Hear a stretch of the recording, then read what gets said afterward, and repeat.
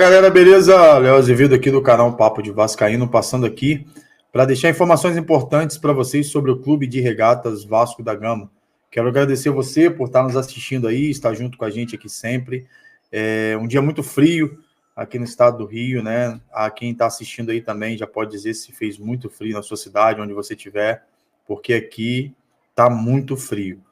Então, a gente tem o Vasco daqui a pouco em campo, né? Mas eu quero falar aqui primeiramente sobre as dificuldades que o Pedrinho vem encontrando aí para poder fazer as transações, para poder trazer jogadores para o clube e, sem dúvida nenhuma,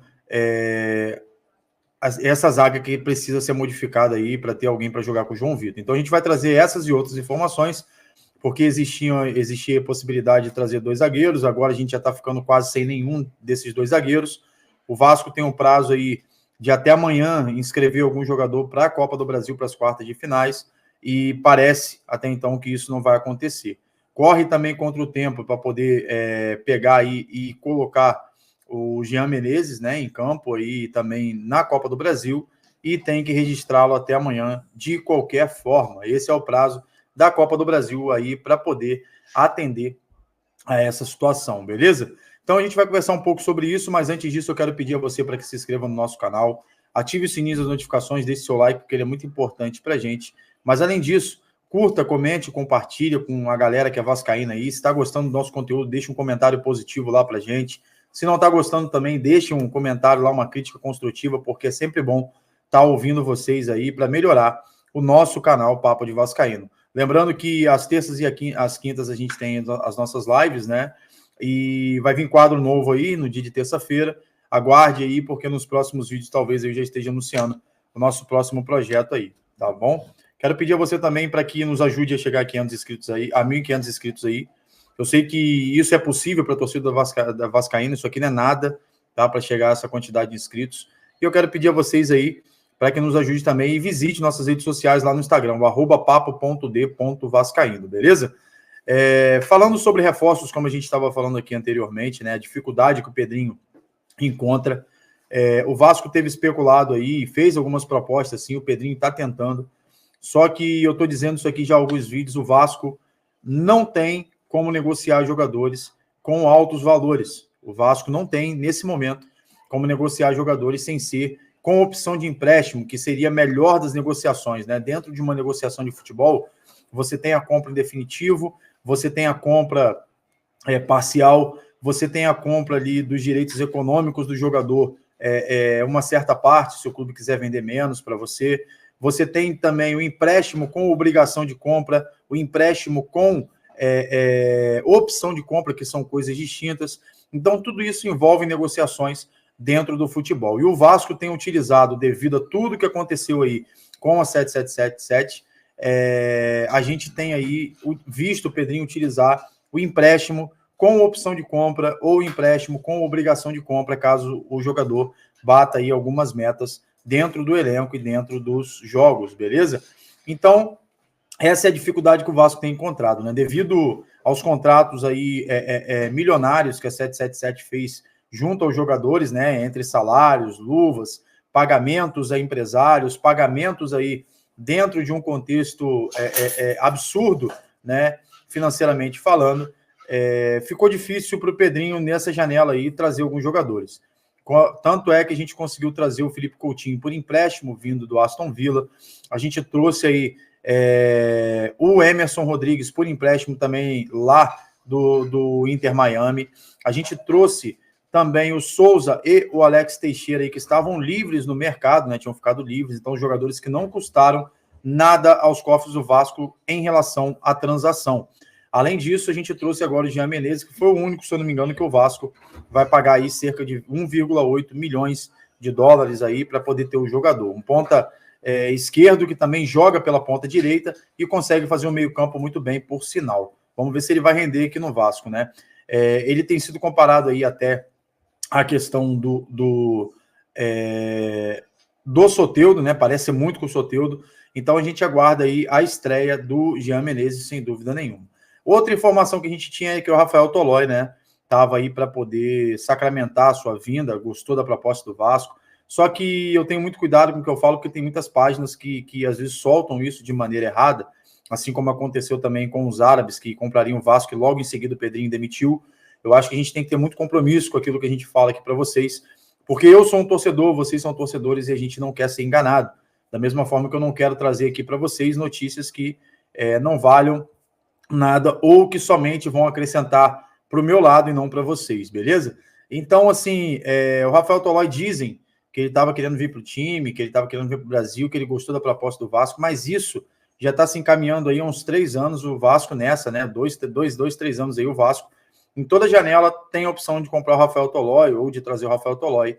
E o Vasco realmente se interessou, fez uma proposta para o jogador, mas depois recebeu logo a negativa em seguida, dizendo que ele não quer vir para o Brasil, ele prefere aí. E aí que entra o detalhe, né? O jogador nega, dizendo que quer vir para o Brasil nesse momento, quer se manter na Itália, quer cumprir seu contrato com a Atalanta, e agora contradiz o que disseram que ele queria vir. Não tem como o jogador querer vir e do nada mudar, né? O cara que está decidido, ele vem e quer vir para o Brasil, ele vai vir e acabou. Ele não, ele decidiu, a realidade é essa, ele decidiu cumprir o contrato dele, então Rafael Tolói deu uma negativa aí pro Vasco, né? A questão do Luan Pérez, que é outro jogador aí que o Vasco estava especulando, né? Jogador que o Vasco brigava aí junto ao Santos, parece que ele está se encaminhando para o Santos, é isso mesmo, a gente está conseguindo perder jogador, ou não vir jogador para o clube, a gente está perdendo para a diretoria do Santos, o time que está na Série B do Campeonato Brasileiro, a gente está perdendo jogadores importantíssimos que a gente poderia estar trazendo para o Vasco. Essa situação do Luan Pérez, o Vasco tinha feito uma proposta com um empréstimo de compra junto ao Fenerbahçe da Turquia, mas parece que agora, né, no dia de hoje, essa negociação está mais encaminhada com o Santos. Até porque o jogador já esteve lá, já jogou no time do Santos, sabe como é que funciona ali, questão de diretoria, questão de vestiário, questão da estrutura, da administração do Santos, e isso acaba complicando para o Vasco. Outro fator, né, eu estou sendo bem claro aqui, eu acho que o Luan Pérez não vem, beleza? Outro fator que a gente queria trazer aqui é a questão do Vasco se desfazer dos jogadores. O Vasco conseguiu aí, comprando o Clayton, emprestá-lo ao Ave, acho que é o Ave Rio, se eu não me engano, que é o time lá de Portugal.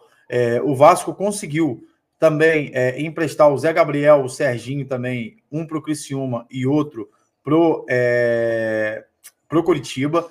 Então, assim, a gente conseguiu desonerar de alguma forma a folha salarial do Vasco. A gente desonerou um pouco, né? Porque o Vasco tinha intenção aí de negociar o Galdames, que ganha cerca de 450, 500 mil reais por mês. Pasmem vocês, o salário do Galdames é esse. Assim também como o Rossi, que deve estar em torno disso aí também, de cerca de 400 a 300, de 400 a 500 mil mais ou menos aí mensal também o Rossi. Então, assim, o Rossi recebeu propostas nesse sentido, e o Vasco, quando ofereceu também, além do Rossi, ofereceu aí o Galdames, o São Lourenço estava pensando em comprá-lo, pensando em negociar o jogador por empréstimo, quer dizer, para opção de compra. Porém, o salário do jogador é muito alto. E esse é um impedimento muito grande, porque o Vasco quer emprestar, mas não deseja pagar parte do salário de maneira correta. Com o Rossi já foi diferente. O Rossi recebeu cerca de 7 propostas. A última vindo do Goiás, aí o Vasco até arcaria com 100 mil aí dessa proposta para poder pagar o salário do Rossi, para ele poder ir. Olha o estado que a gente chegou, né? Devido ao erro da 777, o Vasco preferiu pagar aí 100 mil para inteirar o salário que ele ganha no Vasco hoje. Então, o jogador preferiu não arriscar, ficar no Vasco ali, para ele estar cômodo, ele está no banco ali, está treinando, está tendo tudo em dia, salário em dia, tudo certo. Então, assim, esses contratos com a 777 têm atrapalhado a gestão do Pedrinho. Então, ele não tem como fazer nada. Se o jogador não quer ir, o Pedrinho não tem como pegar ele aqui pela mão e falar, olha, vamos para lá para o time tal. Não, não dá. Tem que ser desejo do jogador isso também. Então, o jogador não quer diminuir o seu salário, obviamente, ninguém é burro nesse sentido. Se eu ganho 500 mil, eu não vou querer ganhar 400 para ir para um time ainda de Série B. E, sem dúvida nenhuma, o Vasco está se complicando nessa janela devido a isso, né? A gente tem até o momento 5 contratações, como eu disse para vocês, dentre elas aí estão a questão do Emerson Rodrigues, Souza, Coutinho e Alex Teixeira, e agora o Jean Menezes aí chegando também para poder jogar. Sendo que o Vasco tem que colocar esses jogadores, se quiser, para a Copa do Brasil até amanhã. Então o Jean Menezes tem que estar no bid da CBF até amanhã, assim também como se o Vasco vier trazer um zagueiro também, que só se for algo surpreendente, para poder o Vasco registrar até amanhã. Só se for alguma coisa que já esteja muito encaixada aí. Não acredito que o Pedrinho vai dar esse tiro assim no escuro, pegar qualquer zagueiro e colocar. Então não se espantem se até o final da janela de transferências o Vasco não conseguir esse tipo de jogador devido à dificuldade que o Vasco está no mercado com esse imbróglio todo relacionado aí a essas questões que envolvem, né, todo esse comentário aí dentro desse contexto, né. Eu queria aqui também trazer para vocês aí o episódio, né, que eu demorei a me posicionar aqui porque eu estava tentando entender o lado e o outro aqui, a questão dos 126 anos do Vasco, aonde o humorista, né, Rafael Cunha, eu acho que é isso, deixa eu ver se Rafael Cunha fez uma piada infeliz, né, com a questão do Léo Pelé, né? Então, a gente sabe que o que aconteceu com o Léo Pelé e a gente precisa aí tá trazendo isso aqui para vocês. A minha posição é repúdio total ao Rafael Cunha, que é humorista, tá? Você não pode usar o palco de uma instituição centenária, 126 anos de comemoração do aniversário do Vasco, de criação do Vasco. Você não pode utilizar de maneira nenhuma um palco de um evento do Vasco da Gama para fazer piada com os funcionários do próprio clube. A gente tem que entender e tem que ter empatia, que piada tem circunstâncias. Se o Rafael Cunha, na minha visão, quisesse fazer isso, ele poderia fazer no show dele. Estamos com o Léo aqui também, assim como os jogadores estiveram, assim como tantas pessoas estiveram, porque eu vi muitos comentários ali falando, não, tá certo, só falou o que o torcedor queria. Cara, eu não vejo dessa forma. Você ser sincero não é você sair falando o que você acha por aí. Você tem limite e tem consequências daquilo que você faz e fala. Então você tem que ter muito cuidado quando você expõe uma instituição e os funcionários dela. Tanto é que, ao término do evento, né, ao término da apresentação do comediante aí, o Pedrinho, né, junto com a diretoria, foi lá e pediu para que ele se retratasse, e não houve uma retratação ao mesmo nível do que ele fez com o Léo Pelé. Senti um pouco de ironia naquilo que ele falou, senti um pouco de ironia diante daquilo que ele colocou aí pelo Léo Pelé. Então, assim, eu fico muito triste quando eu vejo isso, porque as pessoas se dizem analistas de futebol, se dizem comentaristas de futebol e pessoas renomadas olhando para esse contexto e se mantendo inerte. Você não pode e não deve misturar o campo com a vida pessoal do jogador. Não deve fazer isso. O jogador ele tem uma vida própria, ele tem filhos que veem o que está acontecendo com ele, tem esposa, tem pais, tem amigos, tem fãs, e a gente tem que respeitar isso. Uma palavra lançada na vida de um atleta, você pode determinar talvez ali o futuro dele, ou talvez acabar com a carreira dele. Tenho certeza, tá, que se alguém faz algum tipo de brincadeira desse nível com o próprio comediante, ele não iria gostar. Ele expôs o jogador de uma maneira ridícula nesse contexto, e além disso, deu arma para os rivais para poderem fazer meme, porque se as próprias pessoas de fora já fazem meme com o Vasco, né, você imagina os de dentro fazendo, ou os que se dizem de dentro. Porque, para mim, pessoas como essa situação do comediante não entendem o que é ser Vasco. Ser Vasco não é você excluir ninguém. Ser Vasco não é você humilhar ninguém. Ser Vasco é você atrair pessoas para estarem próximas de você com o mesmo objetivo que é o Vasco da Gama. O Vasco sempre foi sinônimo de luta, de coragem e de respeito.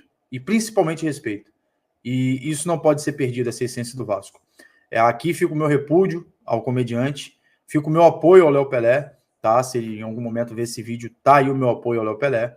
E vamos para cima, porque isso não pode acontecer mais. Tenho certeza que nos próximos eventos o Rafael muito provavelmente não seja chamado devido ao acontecido e de maneira correta, porque pessoas que querem dividir o Vasco não merecem estar próximo do Vasco.